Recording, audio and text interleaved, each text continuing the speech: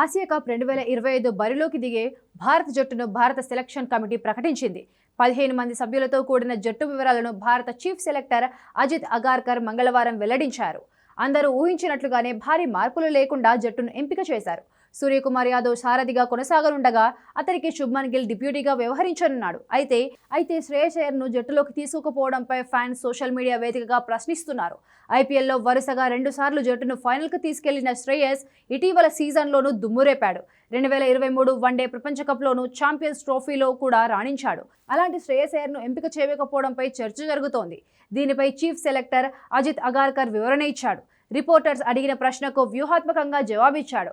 అయ్యర్కు T20 జట్టులో చోటు లేదని, అతని కోసం ఎవరిని తప్పించాలని ప్రశ్నించారు. ఈ విషయంలో శ్రేయస్ అయ్యర్ తప్పిదం లేదని, అదే సమయంలో తమ తప్పు కూడా లేదన్నాడు.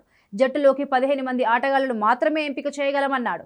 శ్రేయస్ అయ్యర్తో పాటు యశస్వి జైస్వాల్ తప్పనిసరి పరిస్థితుల్లో జట్టు చోటు కోల్పోవాల్సి వచ్చిందని చెప్పారు.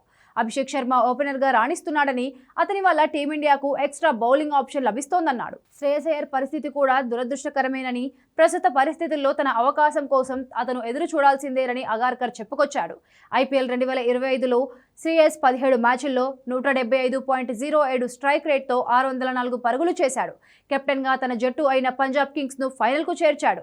ఇక ఛాంపియన్స్ ట్రోఫీ 2025లోనూ అదరగొట్టాడు. ఈ టోర్నీలో టీమిండియా తరపున అత్యధిక రన్స్ చేసిన బ్యాటర్గా నిలిచాడు. 5 మ్యాచ్ల్లో 243 రన్స్ చేశాడు.